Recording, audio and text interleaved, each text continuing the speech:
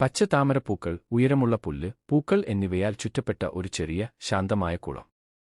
ടീന എന്ന ചെറിയ ആമ മറ്റു മൃഗങ്ങളെ കടന്നുപോകുന്നത് നിരീക്ഷിക്കുന്നു. മുയലുകൾ ചാടുന്നത്, തേനീച്ചകൾ പറക്കുന്നത്, തവളകൾ ചാടുന്നത്.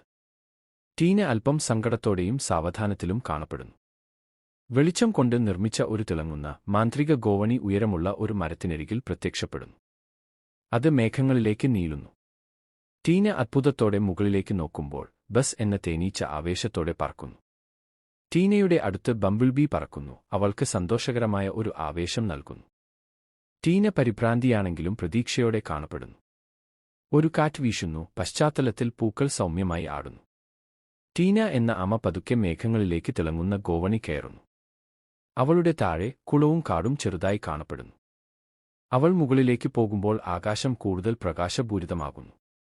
ഗോവണിയുടെ മുകളിൽ ടീന ഒരു മൃദുവായ മേഘത്തിലേക്ക് കാലെടുത്തു വയ്ക്കുന്നു. അവിടെ മുത്തശ്ശി ക്ലൗഡി, കണ്ണടയും ഒരു വടിയും ധരിച്ച ജ്ഞാനിയും പുഞ്ചിരിക്കുന്നതുമായ മേഘം അവളെ ഊഷ്മളമായി സ്വാഗതം ചെയ്യുന്നു. ആകാശത്ത് നിന്ന് നിലത്തേക്ക് ഒരു ഭീമാകാരമായ മഴവിൽ സ്ലൈഡ് നീണ്ടു നിൽക്കുന്നു. തിളങ്ങുന്നു. വിടർന്ന കണ്ണുകളും വലിയ പുഞ്ചിരിയുമുള്ള ടീന സന്തോഷത്തോടെയും വേഗതയോടെയും താഴേക്ക് വീഴാൻ തുടങ്ങുന്നു. ടീന അവളുടെ കുളത്തിൽ സൗമ്യമായി ഇറങ്ങുന്നു. അവളുടെ സുഹൃത്തുക്കൾ ആർപ്പു വിളിക്കുന്നു. ബസ്, മുയൽ, തവളകൾ, പക്ഷികൾ.